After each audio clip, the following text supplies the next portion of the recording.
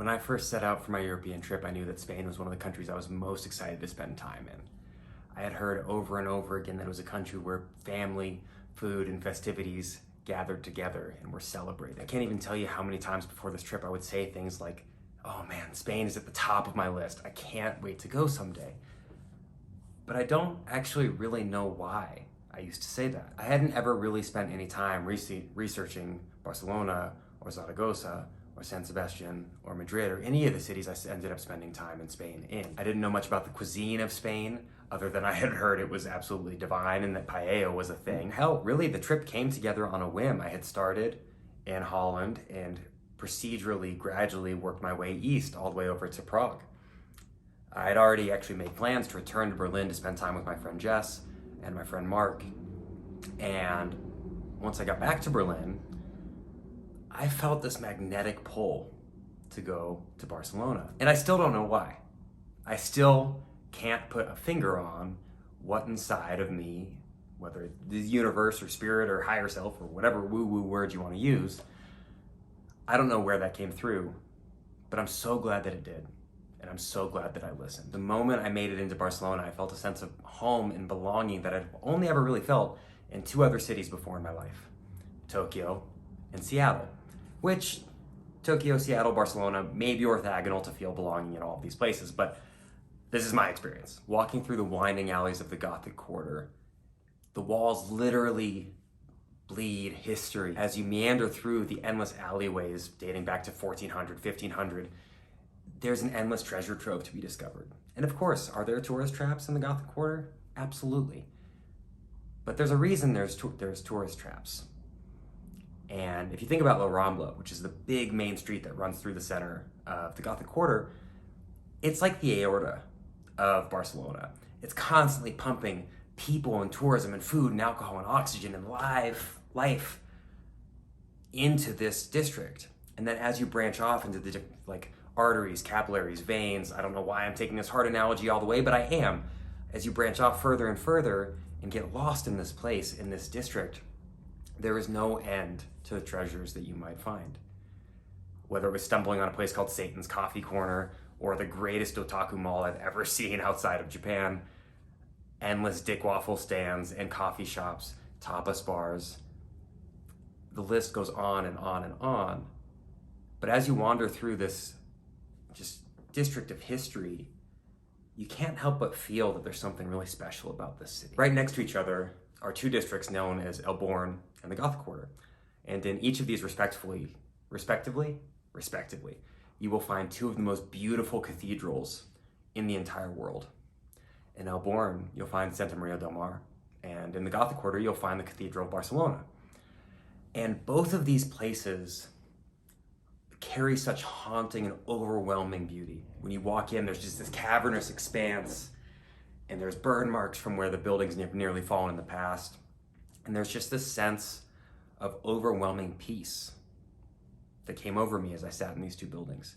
One of my good friends, Cookie, is from Barcelona originally, and he told me time and time again that Santa Maria del Mar is where he would go whenever he wanted to spend time reflecting on his life. And I found myself in that cathedral way more than once, reflecting on my time spent in this amazing city. And when I had two of my now closest friends, Ellie and Molly, come to visit me, we ended up on the top of the cathedral, the Barcelona Cathedral, in the Gothic Quarter, and that vista, that view, will live rent-free in my mind for the rest of my life. There is nothing quite like it. And yeah, these two places, incredible. But that is to say nothing about the piece de resistance known as La Sagrada Familia. And in my opinion, La Sagrada Familia is what every other cathedral wants to be when it grows up. Or I guess basilica is the correct term. Minor basilica, which when you see La Sagrada Familia, the word, no part of the word minor makes any sense, but I digress. La Sagrada Familia is the world's longest running construction project, or still active construction project, I should say. I think we're coming up on 200 years, pretty close, which is insane. When I was there, I was actually fortunate enough to be there on the day they capped off the tower dedicated to our Virgin Mary, which was awe-inspiring. Like, we were walking down the crosswalk and people just stopped in the middle of the street to take this in. and see this like signal or light for their city continue to make progress. I think one of my favorite things, maybe my favorite thing about Barcelona, is that it's just so effortlessly cool. Gracia feels like the European equivalent of Brooklyn. It's so hip, it's so beautiful, it's so mysterious. You're equally as likely to find a plaza dedicated to John Lennon, which was one of my favorite things that I stumbled upon in the city, as you are to find a traditional Japanese soba restaurant or a craft beer bodega, all of which I spent a lot of time at. As we meander through, again, alleys, it's one of my favorite things about Barcelona is it's just constantly interlocking grid of just places to get lost in. Tiny little hole-in-the-wall spots that you would never anticipate being there. And I think part of why Tokyo resonates with me and why Barcelona resonates with me so much is that it's this constant ability to discover and experience something new. If you find yourself in a plaza on a Sunday morning in Gracia, you might stumble upon like a live flamenco show out in the middle.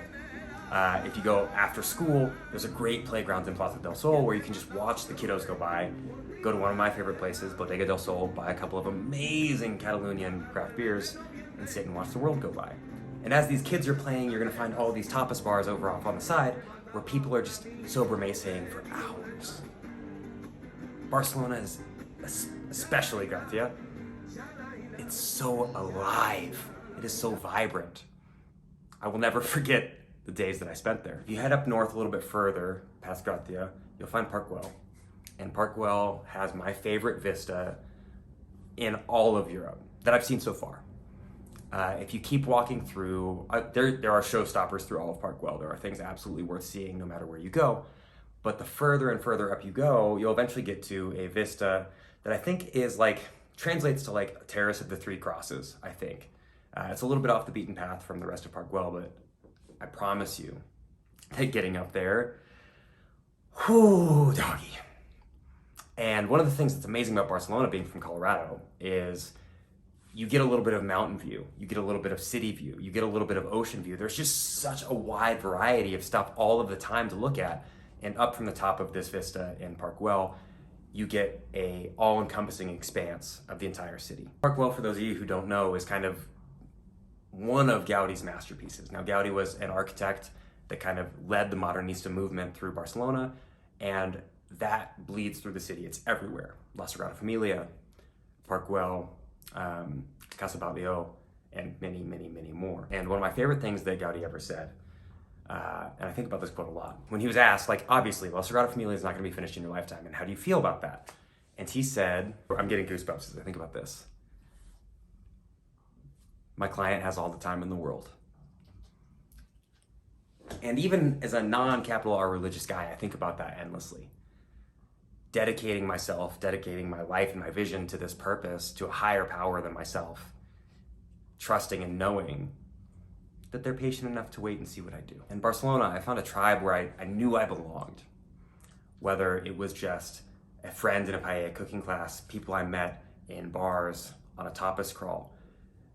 Barcelona was unique in that so many other places that I went throughout Europe, not for better or for worse, I was just treated as like, oh, here is another American passing through. And in Barcelona, I found people who like wanted to hang out with me. They took me out to some of their favorite spots. They checked in to see how I was doing. They kept in touch as I was traveling to other places later on. Like, there was this community of people that wanted to let me in. And for someone that has struggled finding community for a lot of his adult life, I think that was a huge part of why I found spending time there so compelling. Some of my wildest nights and all of my time in Europe came to pass here in Barcelona. Whether it was shutting down an amazing whiskey bar / whiskey museum called La Whiskeria with some of my new friends from Tapas Crawl, and walking what became later Road Romance home that evening, or going from a paella cooking class to a bar to eventually drinking dollar cans of Estrella in a child's playground at 4 a.m. and stumbling my way back home all the way through. There was so many adventures to be had in Barcelona, and I miss them a lot. I miss that whole place a lot. And Rich, Simone, Clara, if you're watching this, I miss you too. In Barcelona, I also fell in love with running, which if you know me, categorically hate running. Unless I'm running from something or running to the nearest bakery, I am not doing that. But in Barcelona, I found myself effortlessly running 6, 7, 8, 9 miles. I've never ran 9 miles in my life. And I didn't want to stop. Because every mile I took, every step down the road that I took, was another opportunity to get lost and see something I had never imagined being able to see before. And so I kept going out for new runs, new paths, new varieties, and just taking in this incredible place. Also, big plus, Barcelona has an extraordinarily deep otaku culture, which for a weeb like me, an otaku like me, to be able to stumble upon some of the best Japanese food I've had outside of Japan. Endless manga shops, endless anime shops, even a Tokyo Revengers pop-up where I got to sit on a live-action reproduction of Mikey's Honda. Oh, God, that was cool. Nerdgasm, engage. And also, the second best ramen I've had outside of Japan, other than my own, sorry, I'm gonna toot my own horn, was here. Shouts to Ramen Yahiro.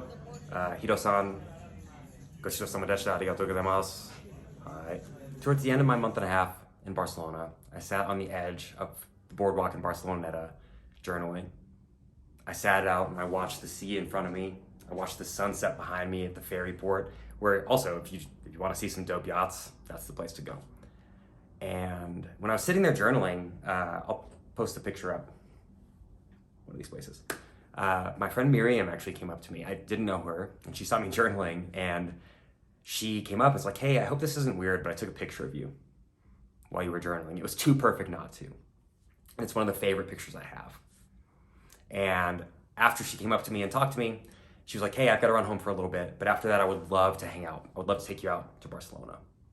And so we spent the next several hours it was at her last night there, with her showing me everything she loves about that city. We went to an incredible bakery where we got the dankest brownie. We checked out a couple of amazing, amazing bars and had a riot of a time. If I were to try and sum it up, truly, I think that piece is what sticks with me about Barcelona. Barcelona is a city where every single person there wants to show you why they love it. They want to express their pride in their city and their Catalonian heritage.